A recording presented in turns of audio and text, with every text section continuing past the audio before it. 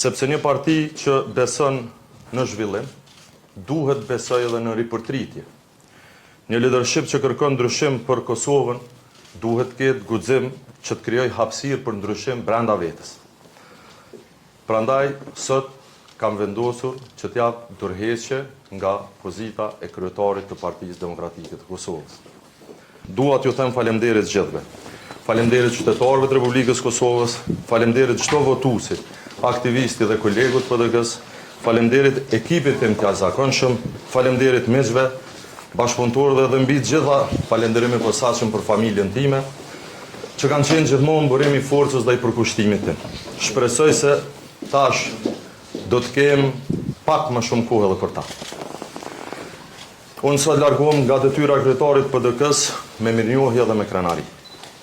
Me bindjen e thellë se bashkë me secilin antar kemi bërë dhe kemi dhënë gjithçka që kemi ditur, e gjithçka që ka qenë e mundshme brenda rrethonave që kemi punuar.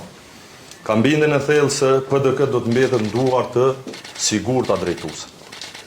Në duar njerëzve që besojnë, që punojnë dhe që bashkojnë. Dhe natyrisht e ka thënë presidenti Thaçi i pari në një kontekst shumë të vështirë, kjo nuk është lajm të mirë, por është vetëm mirupafshim, sepse kjo Partia Demokratike e Kosovës është shtëpia ime e dytë, shtëpia ime politike, shtëpia e krenarisë sime jetësore, e për te shtëpisë sime nuk dua dhe nuk kam ku të shkoj.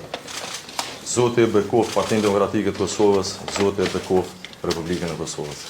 Faleminderit.